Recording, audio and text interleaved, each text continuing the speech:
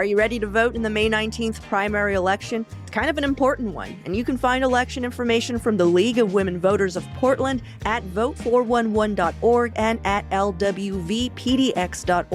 They have explanations of ballot measures, candidate information, video interviews, and even a podcast. Your vote is your voice. Make it count. Visit vote411.org and lwvpdx.org to inform your vote. This is CityCast Portland. I'm Claudia Meza, and this is what Portland's talking about. Today on CityCast Portland, we're talking about the results from the ethics investigation into the city councilors accused of violating public meetings law, the beginnings of self-driving cars in our streets, and a celebrity chef's controversial new steakhouse. Joining me today are Willamette Week reporter Brianna Wheeler and local food reporter Brooke Jackson-Glidden. Thanks for being here, you two. How's it going? Awesome. Good morning. Having a great morning over here in St. John's. Hello. I'm honestly surprised HR allowed Brianna back on the show after threatening to force feed me an anatomically inspired voodoo donut at our live show this past Sunday. I wanted you and the president to Lady and the Tramp that donut. I wanted a mouth on either end of that donut. Okay. That's why HR is coming for me. It wasn't just you. We had this live show, and I think a lot of our listeners who attended the live show kind of got a taste of what usually gets cut out. I think that's the energy people are really wanting at a live show. You know, you have to get a little rowdy. Oh, man. Well, before we jump into the news, I usually ask an opening question so any new listeners can get to know our guests a little better. And today's is inspired by one of my favorite neighborhood block parties, the St. John's Bazaar. It's happening this Saturday. If you've never been, you got to come up. It's so much fun. It kicks off with the cutest parade you will ever see at noon. And then the entire main strip is shut down, so there are no cars allowed. And there are like several stages scattered throughout, live music and performances, community booths and vendors of every kind everywhere. So many beer gardens and just food and drink specials. It's a blast. Also, for some reason, even though it's just May, it's always hot. I don't know what it is about the St. John's Bazaar, but it's always like 90 degrees. Like it's like always the hottest day in May, which I love it. We're bringing the heat literally, maybe? Correct. Yeah, I think so. As I mentioned, it's definitely one of my favorite outdoor events that helps kick in summer every year. So I'm curious what that Portland event is for you two.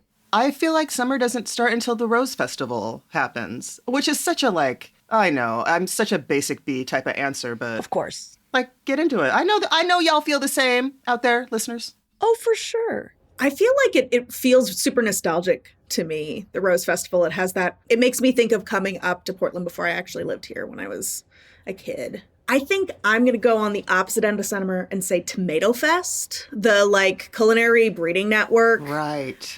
Street tomato festival. I love that event so much. And I've never heard of this. I mean, I'm a tomato freak. I have a tomato tattoo. What? I have a tomato purse. I'm very known for my tomato purse.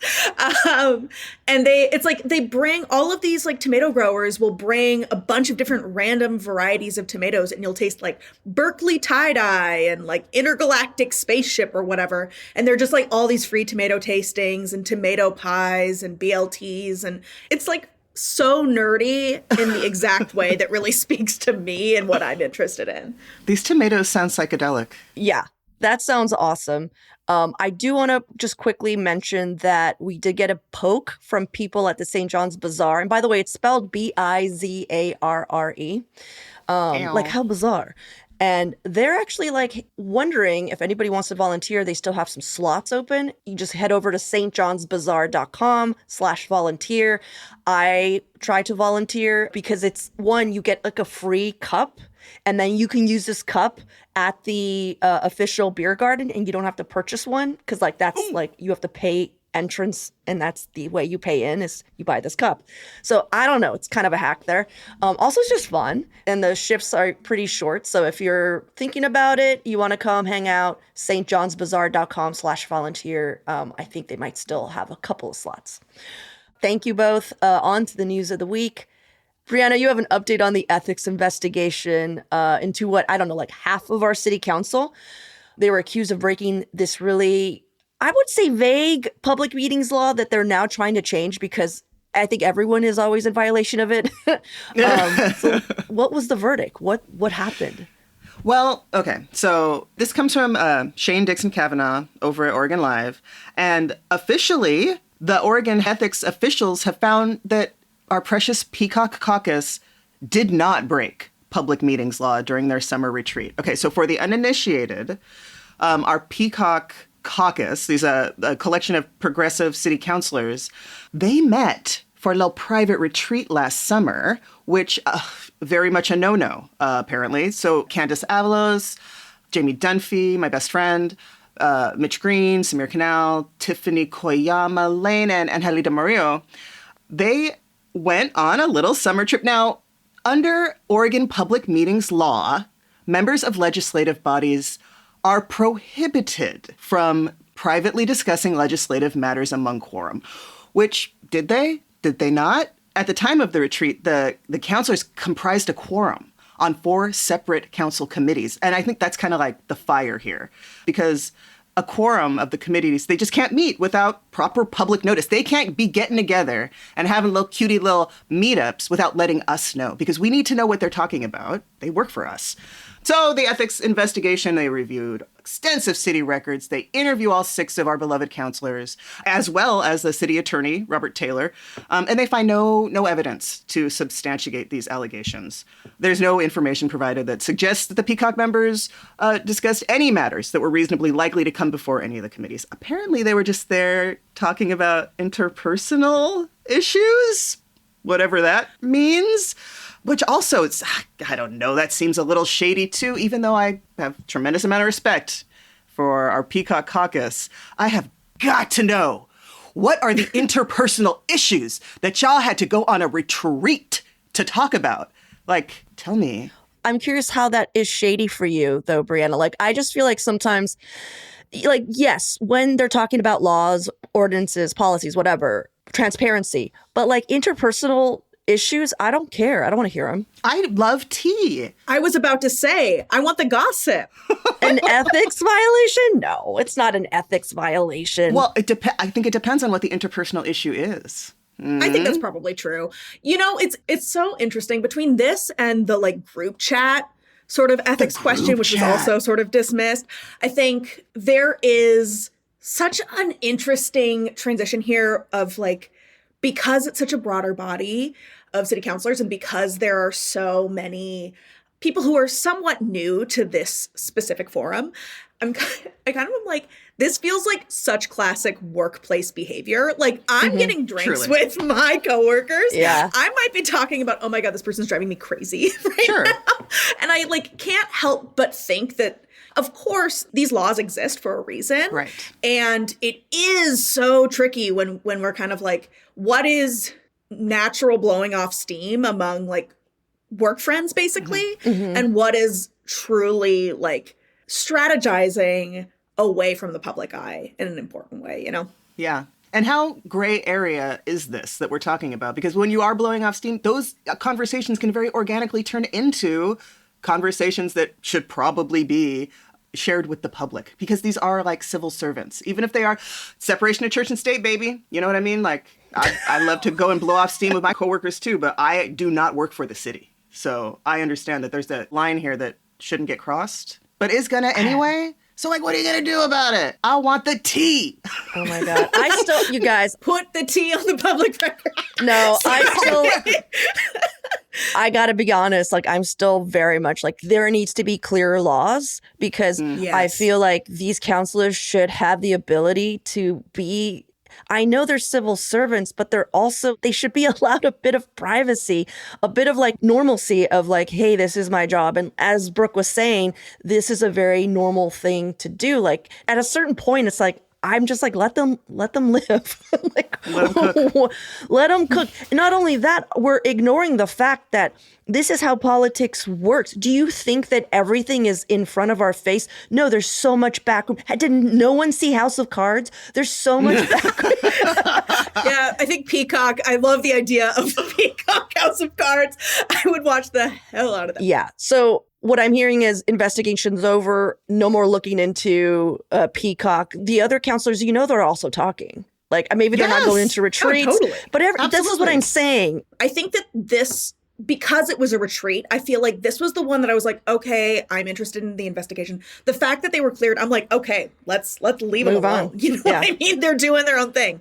I don't know. I think that there does seem to be this element of like hand-wringing about this specific group. I wonder in why. a way that I'm like, I don't know. I wonder why. Sure it has Oh my God. nothing to do with their ideology.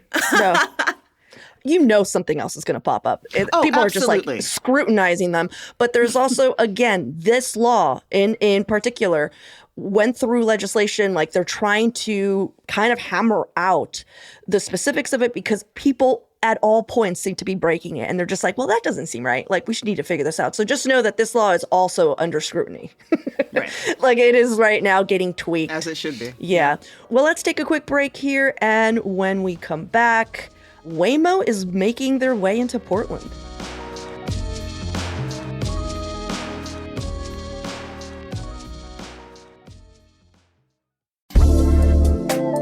When the unexpected happens, a serious injury, a catastrophic crash, or even a wrongful death, the impact isn't just personal. It can affect families, neighborhoods, and the safety of our entire community. In those moments, you deserve more than legal help. You deserve advocates committed to making Portland safer for everyone. At Diamore Law Group, you're not just getting a lawyer. You're getting a trial team led by veteran attorney Tom Diamore, who has spent over 30 years holding corporations, negligent drivers, and unsafe institutions accountable. From investigating what went wrong to bringing in experts and taking cases all the way to trial, they do the work it takes to protect their clients and prevent the next tragedy. And you don't pay unless they win. Contact Diamore Law Group at 503-222-6333 or visit Diamore Law to schedule a free consultation. They're here to stand up for individuals and for a safer Portland. So Waymo, the self-driving cars rideshare service, it's a mouthful, has set their sights on Portland. Now, Waymo is already available in cities like San Francisco, Los Angeles, Phoenix, Miami, Atlanta, and Austin, naming just a few. They're in a ton more cities. And the company has announced expansion to San Diego, Nashville, and Denver. That's right, Denver. Now, anyhow, starting last week, remotely driven Waymos, so like not even like manned cars, but just remotely driven, we're seeing scooting around our city, familiarizing their database with the Portland streetscapes. Now, of course, there are still a ton of concerns about driverless cars in our city streets, being that we already have issues with pedestrian and bike deaths. Right. But Waymo self-reported that serious traffic injuries have declined 13-fold in the locations it currently operates in. Some Portland leaders remain skeptical, though Malia Spencer from Portland Business Journal reported that Mayor Keith Wilson, in a statement, highlighted the need for technology to help reach Vision Zero goals. Vision Zero is a program that it started approximately, 100 years ago. It was so long ago, but with a goal of eliminating all traffic deaths and serious injuries. We're clearly not there yet. Wilson was quoted as saying, "We need every tool to help us meet our Vision Zero goals, and autonomous technology plays an increasingly important role in providing a safe, thriving, affordable, multimodal transportation system." But advocates like Disability Rights Oregon spoke to K2 about concerns that they had, not only about the safety of people in wheelchairs and walkers being recognized as pedestrians by these robot cars, but also simply having access to the technology. Like, are there going to be ADA accessible Waymo vehicles with chairlifts and all that? As of today, it's unclear what the regulatory process for Waymo cars will look like. There is no timeline yet either from like when Waymo is going to be actually hitting our streets. And ironically, a bill to establish regulations related to autonomous vehicles didn't make it out of committee earlier this year. Representative Susan McLean plans to reintroduce autonomous vehicle legislation in the 2027 legislature. So that's where we kind of are at. It seems like a little cart before the horse with regulations. We should probably have some regulations in place. What do you guys think of all this? Hate it. What a concept. What a concept. Maybe we should have regulations in place before we put driverless cars on the road. Yeah, I don't know. I mean, it's interesting because I feel like there have been some pedestrian deaths and car crashes related to Waymos at this point. I think that they were able to determine that those weren't the fault of the actual driverless car. It had to do with like human error. However, the thing that comes immediately to mind is the situation at the shooting in Austin, where Waymos were blocking emergency vehicles from getting in and actually helping folks. I think that's the stuff that scares me. Yeah. You know, like what happens? How are Waymos getting trained, or how is their programming updated after these sorts of situations happen, right? Like, I'm not a total Luddite, but I do get a little nervous about this stuff. Yeah. Like, would you guys, question one, have you been in a Waymo? Absolutely fucking not. I'm not trying to get in a regular car. Fuck cars altogether. Put me on my bike and leave me alone. Put me on public transit and leave me alone. Like, the city is for that. Like, we should not be changing rules and making new statutes for fucking driverless cars. Are you kidding me? It's not our vibe at all. Like, more infrastructure for bikes. So I'm assuming you've also that you're not going to be in a Waymo anytime soon. What about you, Brooke? Would you ever jump into a Waymo? No, I mean, I'm too much of a fraidy cat. So, like, ethically, no. But also, I'm spooked by the idea of getting in a Waymo. Same. Yeah. We have too many bridges, y'all. It rains too much. Yeah. Like, you know what I mean?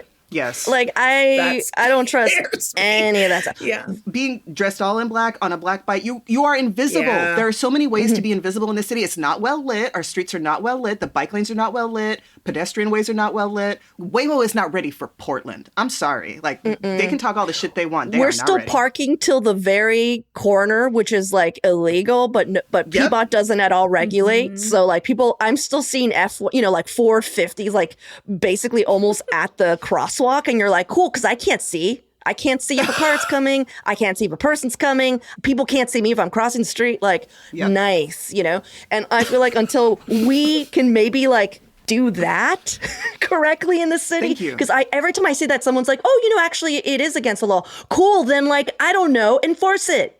Right. You know? So I feel that I also would never get in a Waymo because I'm a little terrified of like being locked in a car and just going over a bridge. That's exactly what I'm just, you know, worst case scenario. Locked in a car, going over the bridge. What am I going to do? I'm in a Waymo. Yeah. I saw a video recently of someone getting pulled over in a Waymo, and they were sort of like, what am I supposed to do in this situation? Like, literally, like a cop talking to like the Waymo customer service person and like that conversation, and you're just in the back being like, I'm ultimately late now to my thing. Like, because of this conversation. I just feel there are just too many situations where it's like, get me out of here. Like, I am ultimately a strong believer in hit the bricks. Like, and the idea of being locked in a Waymo scares me too much. Yeah. But I know there are a ton of people who are just like, oh, finally. Because there is still that other side where they're just like, well, actually, if everybody was in a driverless car, then everything, you know what I mean? Then like there's less human error. But I think it's the physicality of the feeling trapped in a car and there's nobody there that I feel like immediately I got to learn how to tuck and roll. Like I got to learn all the stuff, you know? Yeah. Kick out a back window. And there's just people who are just like, cool.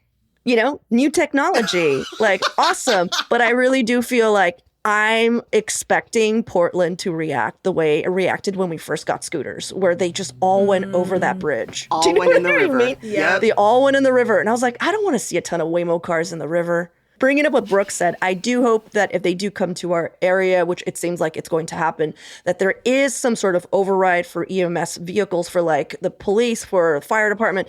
Like there should be some sort of override where they're able to control them to get them the hell out of the way if need be. Well, it's interesting, right? Because it's like Waymo is owned by Alphabet. So there is this element of like, what can public officials do when it comes to Google or Google Maps to sort of like block off areas, to be like, sorry, you absolutely cannot access this area. And I do ultimately think on the public infrastructure side of things, people are not, it's not like that is moving particularly efficiently. Like I will get to a place where I accidentally come across a blocked off road and I can't get through there. And it's all based on like human reporting, right? Right. So I think that also needs to happen on like the PBOT side of things or ODOT, where it's sort of like, how quickly and frequently are we saying, oh, okay, there is an emergency in this situation. We need to communicate that this is not accessible. Because I think like if that's slow, then it's just going to create such an issue. So it's like, we need to have better overrides. We need to have like actual regulations set in place for this stuff. And also like the actual process, like what happens, what is our workflow? That's such like a manager way of saying that. But like, how do we make sure that this stuff is actually put in place effectively and efficiently? Yeah. Right. Well, I guess we'll find out soon. Let's take a quick break here. And when we come back, Brooke has something to share with us about a controversial steakhouse.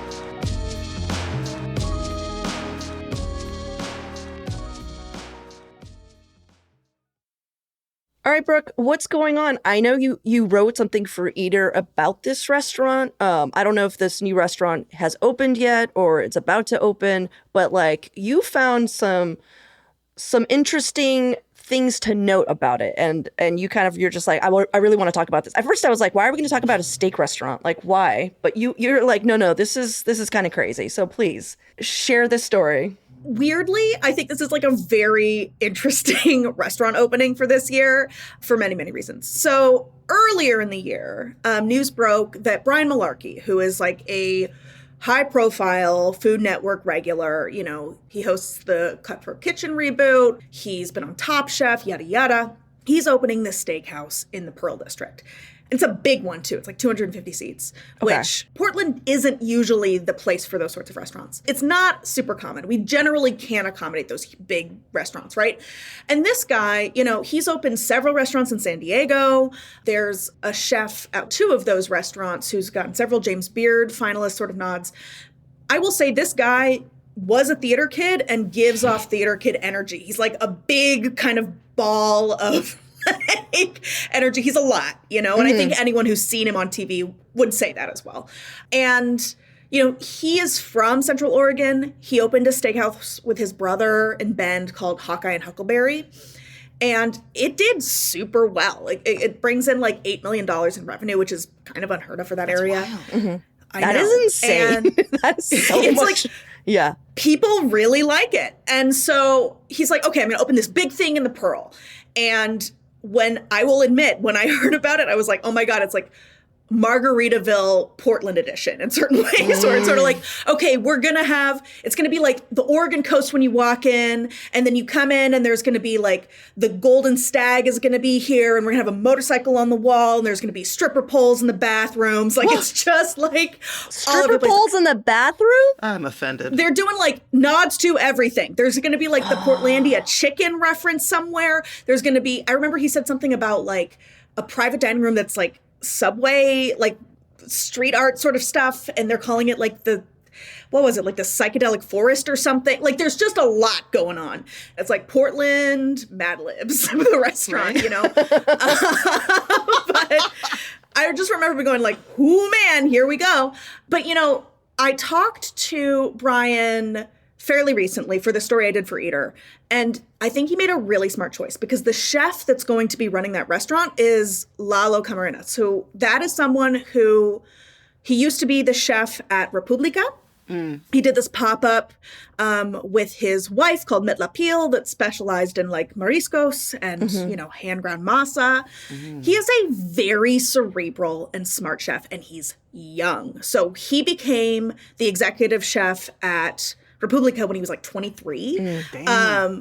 Really, really sweet, genuine person. I've talked to him a few times, and his food is really smart. I remember the specific dish at Repubblica that was like pork and amaranth, and there was like this big like mushroomy cracker cloud over it, and it was meant to represent the colonizers in Mexico burning the amaranth fields in cool. It was just like so smart and so interesting, and hiring this very delicate, thoughtful chef for like Shabao, the restaurant, I think is actually really smart, and I think a good way to get that kind of local buy-in.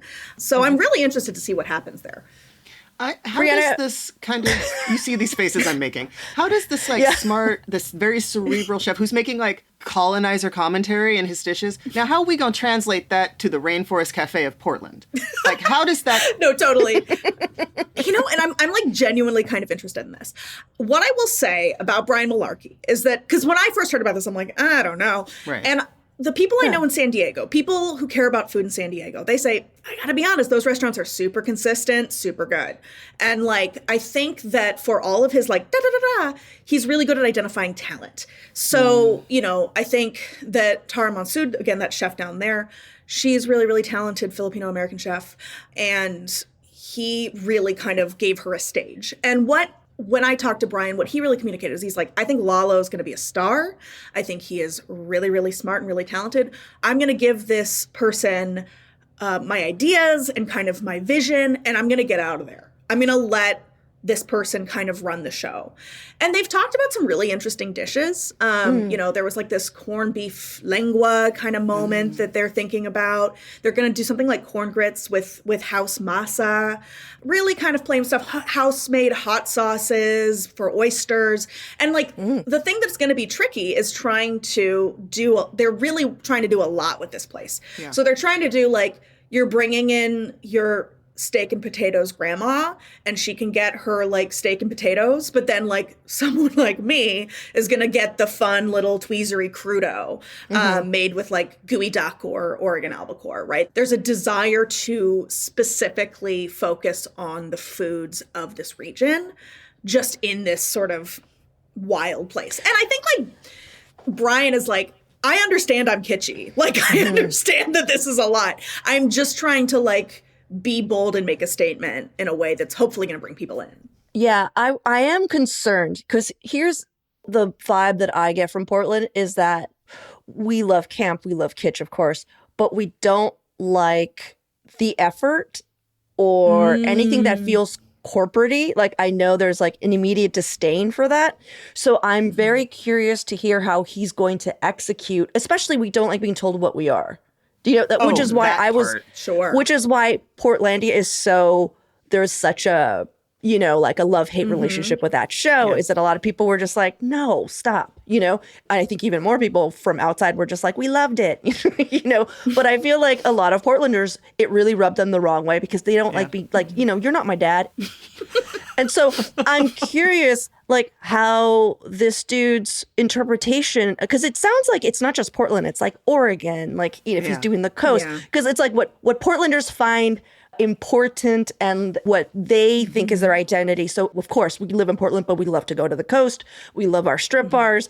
So I am curious how he's going to execute this because all of the jokes that you guys have been making, like Rainforest Cafe and Margaritaville, these are the instincts that like you're just like, oh man. Because another thing about Portland is we are very vibe based. We will not go to a certain coffee shop if they're playing Sublime at like 8 a.m. We're all just like, we're done here. You've ruined our lives, Straight to jail. And so I'm curious how that's going to translate. So I'm actually excited because it does feel a bit of a train wreck in like a really interesting way.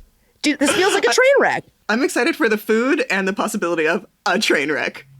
Yes, I'm excited for both. I am totally going to go to this restaurant when it opens. I am fascinated by everything about it. Should we go? Should we go together? Oh my God. We'll all go. And we'll get trip. the hemp finished steaks and we'll do the whole thing. Anyway, it's going to be really interesting to see if you can get past that, like, I think very immediate Portland, like, I don't know, resistance. Yeah. And I think that if you're going to do it, I think hiring someone like Lalo is a really smart way to do it. Right. So Yeah. we'll see. Maybe it's a train wreck. Maybe it's a total disaster. But I am genuinely kind of interested in what the food's going to be like. Can I give you my train wreck date night for all of us? A Waymo picks us up. Oh, God. We're going to jump into this Waymo. That's definitely not driving off a bridge. And then we are going to the Malarkey. We will start a thread with all of our favorite city councilors and just start asking policy questions. You know, Keep talking in the chat. I'm Keep so talking in the on chat. just peppering them. And then we'll just eat. I think this is a wonderful, wonderful recipe. I'm going to be on mushrooms. I'm Of going to course. lose my fucking shit as soon as I walk in. For everybody, for the plot. Yes. I think this is great. This is going to be a wonderful night. I think you on mushrooms at this restaurant is what is needed. 100%. That's what they want. That's Malarkey. Yeah, I'm getting high. I'm going to get high. Man. Yeah. Oh, Brooke, when is the opening? When is the grand opening of Malarkey? Yes. So the opening of this restaurant is in the summer. They've been kind of intentionally vague about that, right? Because they have to execute this vision of this sort of wild design project. So I've heard July, I've heard August. The thing that's going to be kind of interesting is that Lalo's wife is pregnant and is due right around the same time as the restaurant. So Lord. we'll really have to see how that goes too. Man. Oof. Well, congratulations, Lalo and Katya. That's awesome. But before we head out, I just wanted to give a quick thank you to our newest CityCast Portland neighbors. You might remember that we have been just pitching the hell out of our membership program. And so many of you joined us. And we're just so grateful. So just a quick thank you to John S.C., Marina C., James H., Annie V., Declan H., Steve V., Eric Z., Erica C., Aaron C., and Chris B. Thank you again. You too can join our CityCast Portland neighbor program by hitting up membership.citycast.fm. You get cool perks like ad-free listening, member-only events like this live show that Brianna and I were at this past Sunday was members only. It was so much fun. And you also get I think you get like a gift. And I think it's like this really cool pennant. I think there's still, because like we didn't hit our goal of 200. So I think they like had 200 of them. So I think until we hit 200 new members, that gift is still going out. So I don't know. But thank you so much, you guys. I appreciate you, Brooke, Brianna. This was the first time you two were together, and I think this is a winning combo. So I'm very excited about this. Super fun. I agree.